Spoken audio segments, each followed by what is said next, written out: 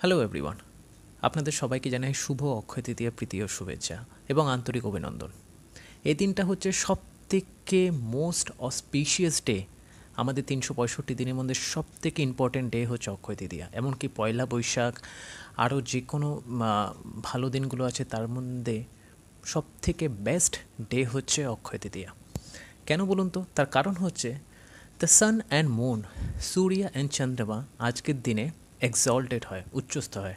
আপনারা birth chart বের করুন এই টাইমটা ধরে দেখুন, সূর্য থাকবে মেষ রাশিতে অ্যান্ড ওয়ের দ্য মুন মানে চন্দ্রমা থাকবে বৃষভ রাশিতে।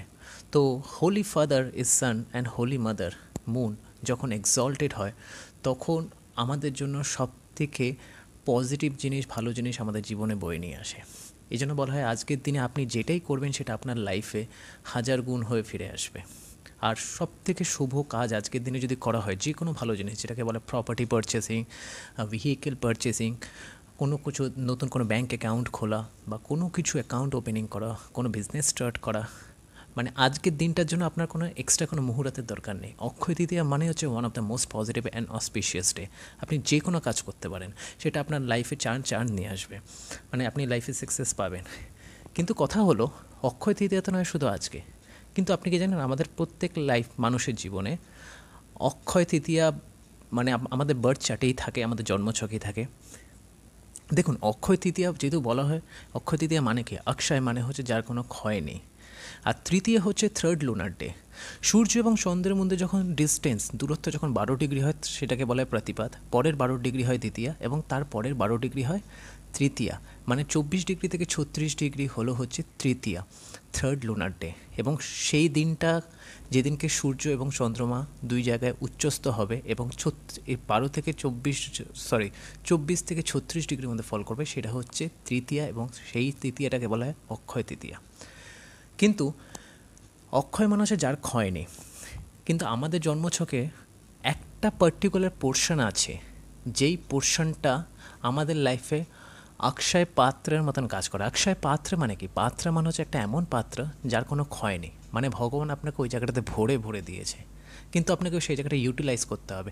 একটা সঠিক অ্যাস্ট্রোলজারের কাজ হচ্ছে আপনার বার্থ চার্টে অক্ষয় পাত্র কোথায় আছে সেটাকে খুঁজে বের করে আপনার সামনে নিয়ে আসা। খুব কম মানুষ হয়তো এই জিনিসটা নিয়ে ডিসকাস করেছে, কিন্তু আপনাদের একটা কথা বলি, আমাদের বার্থ চার্টে 4টি কেন্দ্র হয়। প্রথম যে কেন্দ্র, আমাদের যেটা প্রথম ঘর বলা হয়, সেটাকে বলে সূর্য গায়ত্রী, মানে সূর্যের গায়ত্রী বলা হয়, যেটা ফোর্থ হাউস। চতুর্থ স্থানকে বলা হয় হচ্ছে বিষ্ণু গায়ত্রী, যেটা সপ্তম স্থান সেটাকে বলা হয় শিবা গায়ত্রী, এবং যেটাকে বলে দশম স্থান সেটাকে বলা হয় শক্তি গায়ত্রী। তো 4টে কেন্দ্র 4টে গায়ত্রী নিয়ে তৈরি আছে। তো অক্ষয় তৃতীয়া বা আমাদের লাইফে যে অক্ষয় পাত্র, সেটা যে চতুর্থ যে স্থানটা আছে সেটাকে বলা হয় বিষ্ণু গায়ত্রী, মানে ওটা হচ্ছে আমাদের অক্ষয় পাত্র। এবার কী করে দেখতে হয় আমি আপনাদেরকে বলছি। আপনার জন্মছকে সূর্য যেখানে আছে সেটা আপনি মার্ক করুন। wherever sun is placed in your birth chart, just look the fourth from your sun. যেখানে সূর্য আপনার বার্থ চার্টে আছে তার থেকে চতুর্থ স্থান দেখুন, সেটা হচ্ছে আপনার বার্থ চার্টের Akshaya Patra. So what does it mean by Akshaya Patra? মানে ওই জায়গাটা একটা পার্টিকুলার এমন জোন যেখানে ওই রিলেটেড যদি আপনি লাইফে কাজ করেন, ওই রিলেটেড যদি আপনি কোনো কিছু যদি ইনভেস্ট করেন, আপনার কোনো দিনও সেটা ফুরাবে না। কি নতুন লাগছে তাই তো? Okay, let me tell you something. For example, আপনার বার্থ চার্টে সূর্য ধরুন কন্যা রাশিতে আছে, রাইট, ভার্গো সাইনে আছে।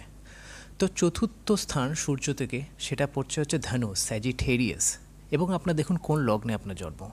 সেই ধনু রাশি যেই ঘরটা আপনার পড়ছে এবং ধনু রাশির যে লর্ড মানে বৃহস্পতি যেইখানে বসে আছে, আপনার জীবনে মোস্ট অফ দ্য সাকসেস সেখান থেকে আসবে। এবং আপনি ওই রিলেটেড যদি কাজ করেন, মানে কেউ আপনাকে আটকাতে পারবে না আপনার লাইফে উন্নতির থেকে। And this is the 100% true, because it's a Vedic scripture. তা সূর্য থেকে কেন চতুর্থ স্থান ধরা হয়? কেন সূর্য দশম স্থানে বলি হয়, তো সূর্য থেকে চতুর্থ স্থান যেই ঘরটা পড়ছে সেইখান থেকে কিন্তু সূর্য দশম স্থানে থাকে। তার মানে সেই ঘরটা যেন sun one of the most auspicious planet হয়ে যায়। এবং সূর্য বলা হয় হচ্ছে the cause of all creation, আমাদের শক্তির উৎস। তো সূর্য থেকে চতুর্থ স্থানে যদি কোনো গ্রহ থাকে, আর সেই ঘরের যে অধিপতি গ্রহ আপনার জন্মছকে যেখানে বসে আছে, আপনি নোট ডাউন করুন, সেই জায়গাটা রিলেটেড আপনি কোনো যদি কাজ করেন, আপনি কাজ করেন কি, ওটাই আপনার লাইফের অক্ষয় পাত্রা, সে কোনো দিনও ক্ষইবে না। মানে বিষ্ণু পাত্রা, বিষ্ণু গায়ত্রী বলা হয়, মানে আমাদের যে ভগবান বিষ্ণু আপনাকে কোনো দিনও সেইখানে সেই জিনিসটা ক্ষয় হতে দেবে না।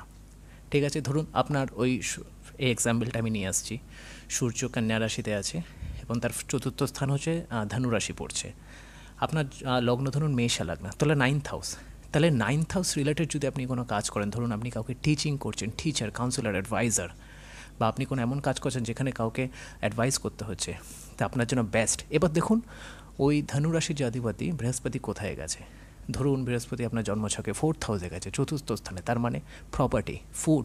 তো আপনি যদি কাউকে যদি ফুড রিলেটেড কনসালটেশন দেন, প্রপার্টি রিলেটেড যদি কনসালটেশন দেন, ভেহিকেল বা কাউকে টিচিং যদি দেন, তাহলে this can be a most auspicious things for you, I mean that আপনার লাইফে কেউ আটকাতে পারবে না সাকসেস।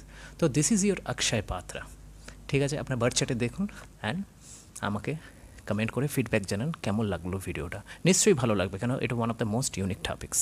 ওকে, আপনাদের আজকের দিনটা ভালো কাটুক এবং আমি চাই আপনারা নতুন কোনো কিছু শুরু করুন আজকের দিনে। Thank you very